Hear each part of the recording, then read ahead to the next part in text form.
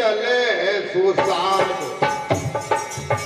हद में चले तो साधका, बेहद चले तो साधु, हद में चले तो साधका, बेहद चले तो साधु। और हद पे हद, और हद पे हद दोनों तजे, ताका मता आघात, कबीरा ताका मता आघात। हद में हद दोनों तजे, ताका मता आघात, कबीरा ताका मता आघात।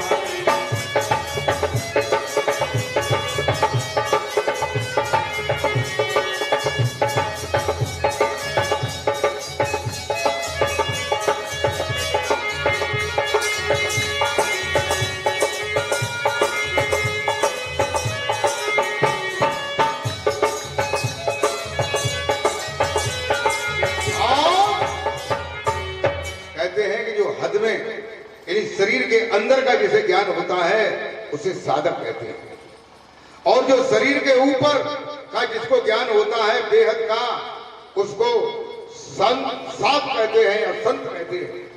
और हद और बेहद दोनों से भी आगे का ज्ञान होता है, उसका अगाध मत होता है, वो पूर्ण परमहंस होता है, जिसे विदेही मुक्ति कहते हैं। ये ज्ञान जो है राजा जनक को अष्टावक्र ने दिया था, और जनक ने सुखदेव को दिया था, जिन्हें सुखदेव परमहंस कहते हैं। वही ज्ञान आज भी मौजूद है, लेकिन जानने वाले के ऊपर है। नेक तो ज्ञान अगर मिल जाए नेक, तो लोग जो है धरती उखाड़ने लगे तो पूरा ज्ञान दे दो, या तो बताओ क्या हो है? और क्या कहते हैं, ये कौन सी अवस्था की बात है? विदेह अवस्था की बात है। जो राजा जनक को कहते थे विदेह, कहते थे कि नहीं? विदेह, देह माने शरीर, और विदेह माने शरीर से अलग जो देह है, जो छठवां देह है, जो अधेय है, जो सहज अवस्था है। और कवि साहब कहते हैं, क्या कहते हैं,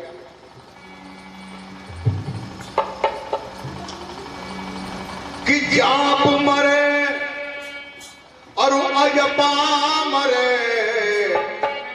किसके लिए? उस सत्य को पाने के लिए, मोक्ष और मुक्ति को पाने के लिए। मोक्ष और मुक्ति जो है जपने से नहीं आएगी, अजपा से नहीं आएगी, अनहद से नहीं आएगी, कि जाप मरे और अजपा मरे और अनहद मरे जाए। जाप मरे अजपा मरे, अनहद मर जाए। जाप मरे अजपा मरे, अनहद मर जाए।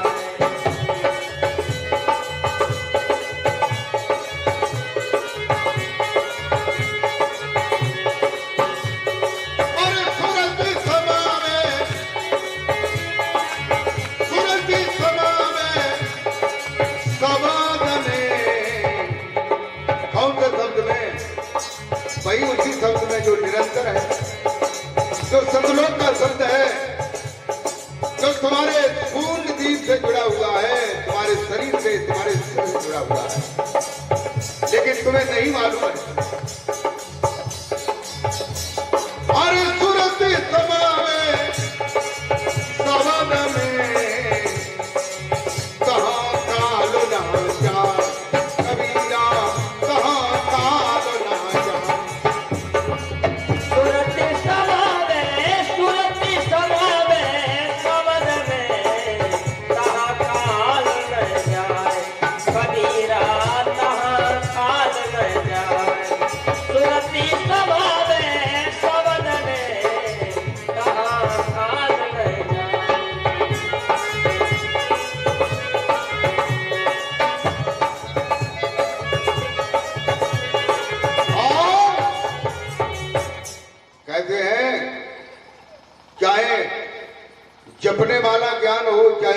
कृपा वाला ज्ञान हो, चाहे अनहद वाला ज्ञान हो, मुकामों वाला ज्ञान हो, तुम काल की पकड़ में हो, काल की पकड़ में हो। और काल के 3 पुत्र हैं और काल की 3 पुत्र बधुएं हैं, काल की पत्नी है, इनकी पकड़ में हो। काल के 3 पुत्र कौन कौन से हैं? ब्रह्मा, विष्णु और भगवान शंकर, भी काल के पुत्र हैं। इन्हीं के घेरे में जीव बंधा हुआ है। अभी मैं बता रहा था कि ब्रह्मा की कितनी आयु है, विष्णु की कितनी आयु है, शंकर की कितनी आयु है। साहित्य मुक्ति के बारे में बता रहा था, उसे भी सुने, ये हिसाब पीछे छूट गया था। कहते हैं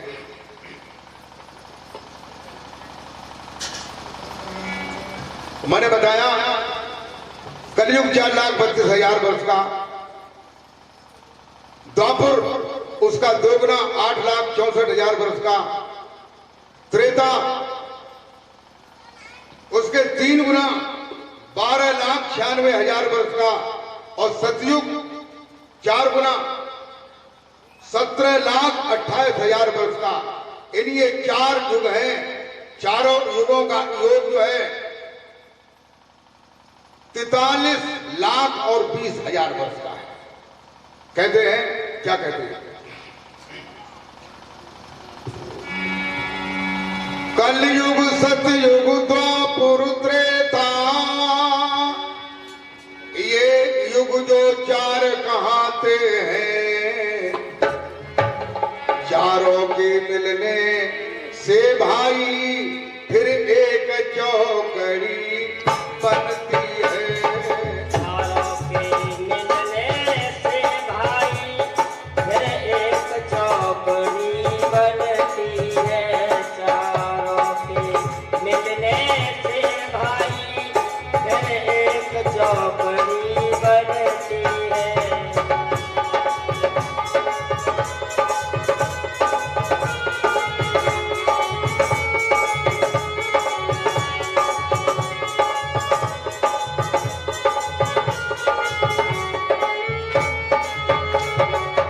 चौकड़ी का मतलब 43 लाख और 20,000 वर्ष एक चौकड़ी हो जाती है। और कहते हैं 72 चौकड़ी का भैया फिर मनमंत्र कहलाता है।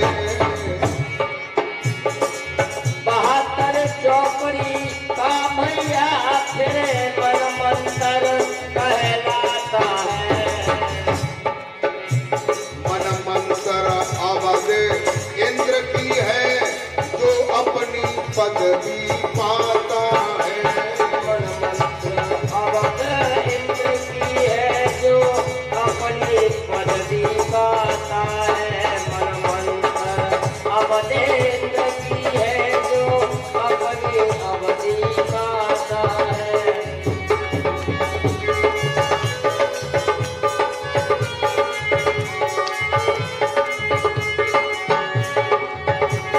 बहत्तर चौकड़ी यानी एक मनमंत्र का समय होता है। इंद्र की अवधि है, जैसे 5 साल के लिए प्रधानमंत्री और राष्ट्रपति का, विधायक का, सांसद का चुनाव होता है, ऐसे ही एक मनमंत्र तक इंद्र की पदवी होती है। अभी पुरंदर नाम का इंद्र है और अगले मनमंत्र में मनु नाम का इंद्र होगा। ऐसे कहते हैं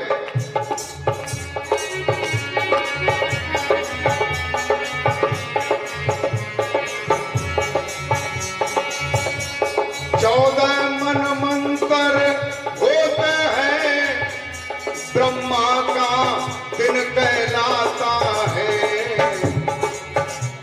14 मनमंत्र रात होए 28 मंत्र पाता है।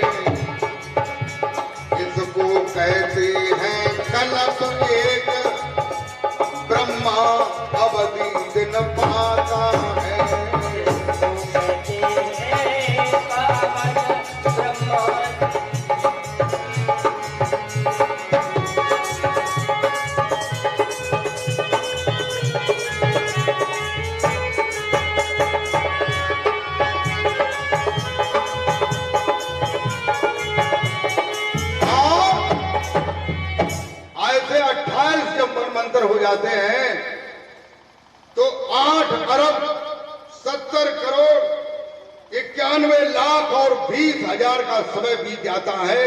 इतने समय में ब्रह्मा का एक दिन रात होता है, ऐसे ही उनका सप्ताह होता है, ऐसे ही 3 दिन का महीना होता है और 12 महीने का वर्ष होता है और 100 वर्ष की आयु ब्रह्मा की होती है।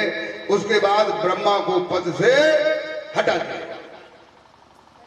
ब्रह्मा की आयु के पर्यंत भगवान विष्णु का एक दिन होता है।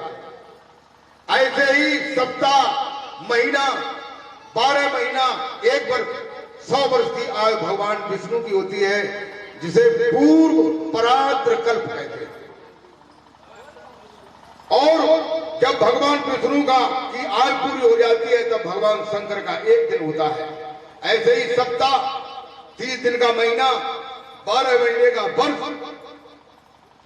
और 100 महीने की 100 वर्ष की आयु है भगवान शंकर की होती है। और आयु पूरी होने के बाद ब्रह्मा को, विष्णु को, शंकर को पद से हटा दिया जाता है। फिर दूसरा इंद्र बनता है, दूसरा ब्रह्मा आता है, दूसरा विष्णु आता है, दूसरे शिव आते हैं। जब कोई भगवान विष्णु का भक्त विष्णु के रूह आत्मा में विलीन हो गया है, जिसे साहित्य मुक्ति कहते हैं, जब उनकी आयु पूरी होती है तो भगवान विष्णु का जन्म होता है। तो वो जितनी भी रूह है उनके अंदर प्रविष्ट हो गई थी, उनका भी जन्म हो जाता है। बोलिए गोविंद भगवान की जय। इसलिए ये आयु होती है, ब्रह्मा विष्णु की भी आयु है। और आपको भक्ति किसकी करनी है? उस परमेश्वर की भक्ति करनी है। और जब तक ये भक्तियां करोगे तो आवागमन खत्म नहीं होगा। जब हो सके वैसे तुम जल्दी आ जाओ और इनकी भक्ति करो, साहित्य मुक्ति करो, तो हो सके कई कल्प बाद लेकिन जन्म फिर होगा, फिर आदमी बनना पड़ेगा। और आदमी बन के अगर चूक गए तो गधा, सुअर, कुकर, मेढक, चींटी, चीटा ये फिर बनना पड़ेगा। इसलिए होश में आ जाओ, भक्ति को जानो, शक्ति को जानो, परमेश्वर जानो, उस परमात्मा को जानो। और जब तक नहीं जानोगे तब तक तुम्हारा समय व्यर्थ ही जा रहा है और तुम्हें लौट करके वहीं फिर आना है।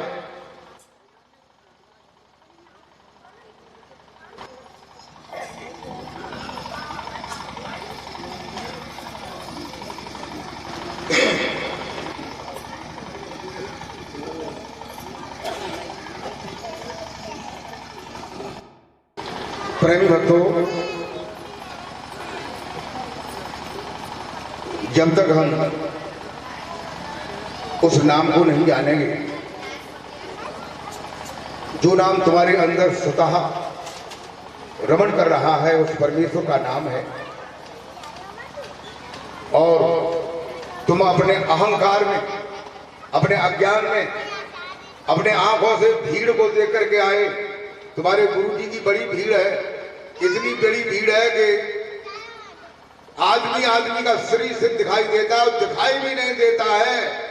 ट्रकों नमक खर्च हो जाता है, तो तुम समझते हो कि ट्रकों नमक खर्च हो जाता है तो हमें भक्ति जो है ट्रकों मिल जाएगी। भक्ति का संबंध भीड़ से नहीं है, भक्ति का संबंध कोई भीड़ से नहीं, भक्ति का संबंध उस परमेश्वर के नाम से है और सुमरन से है। जब तक उस सच्चे ज्ञान को नहीं जानोगे तब तक वृथा ही तुम्हारा जीवन जा रहा है। प्रेमी भक्तों, कहते हैं गोस्वामी तुलसीदास जी,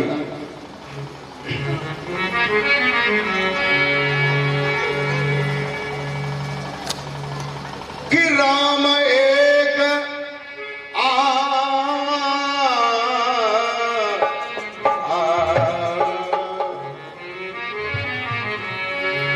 अरे राम एक तापसती राम एक तापसती हतारी, राम एक तापसती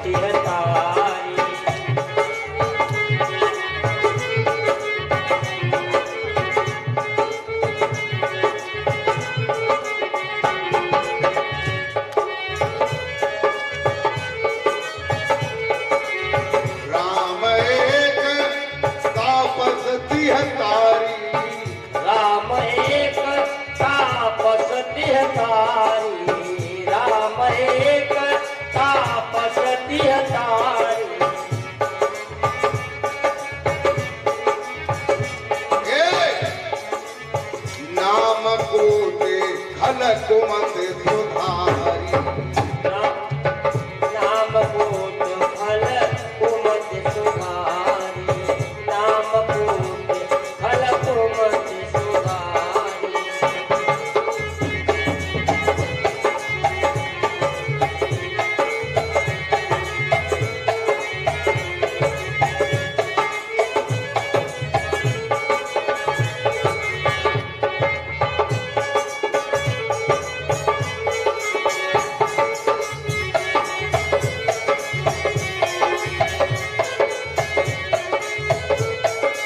और कहते हैं कि राम एक तापस तिह तारी।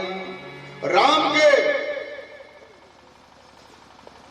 चरणों से अहिल्या जो पत्थर की तरह हो गई थी, श्राप को पाकर के, उनके पति गौतम के श्राप से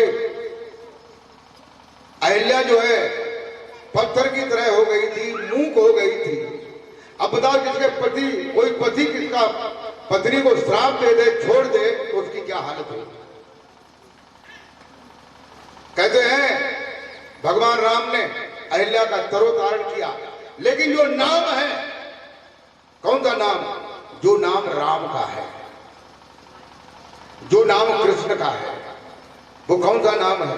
वो राम राम नहीं है, वो नाम कृष्ण नहीं है, वो नाम वह है जो भगवान राम ने अपने गुरु वशिष्ठ के यहां जाना था, जो नाम भगवान कृष्ण ने दुर्वासा ऋषि से जाना था।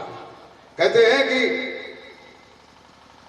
राम एक तापस्य तिह तारी और नाम कोटि खल कुमति सुधारी।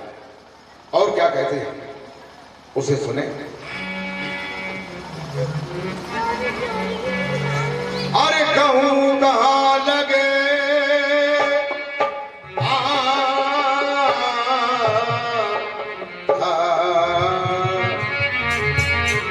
अरे कहां लगे नाम बढ़ाई। कहूँ कहाँ लगे नाम बढ़ाई, कहूँ कहाँ लगे नाम बढ़ाई।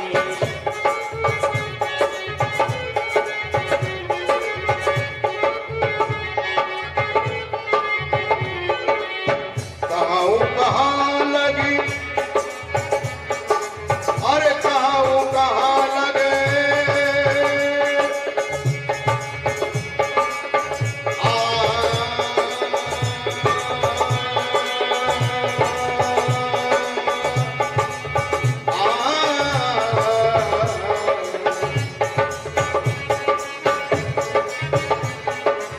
कहां लगी नाम बढ़ाई। कहूँ कहाँ लगे नाम बढ़ाई, कहूँ कहाँ लगे नाम बढ़ाई।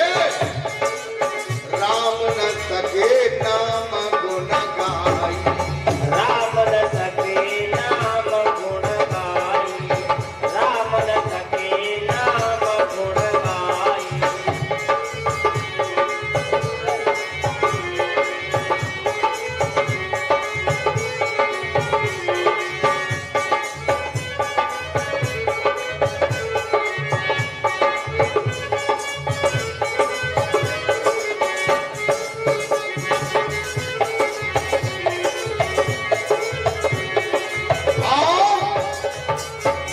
वो स्वामी तुलसीदास जी कहते हैं, कहां लगे नाम बढ़ाई।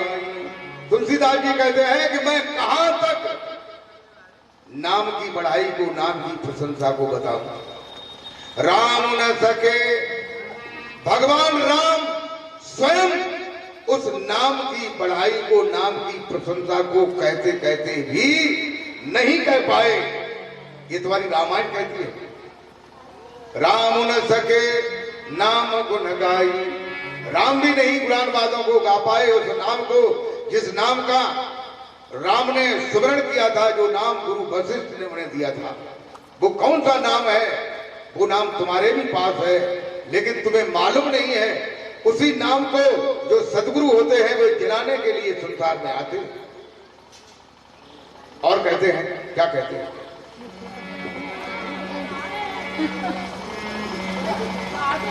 के नाम लेता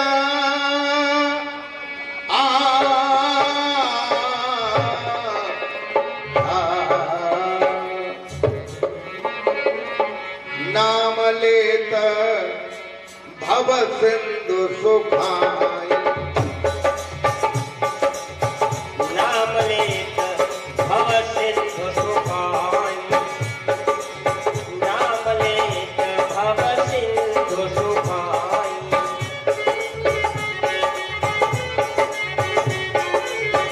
नाम लेता और नाम लेता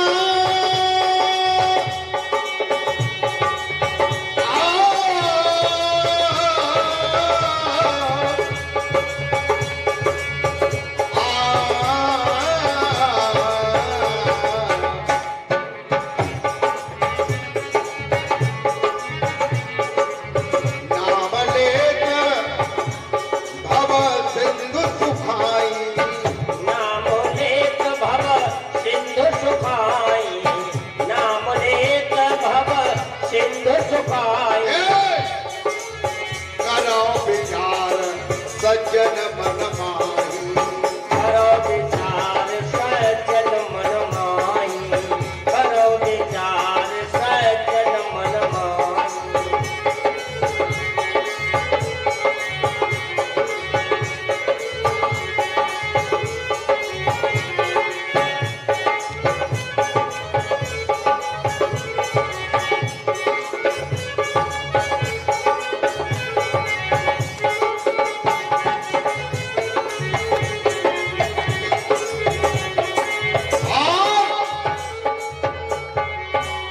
गोस्वामी तुलसीदास जी कहते हैं नाम लेत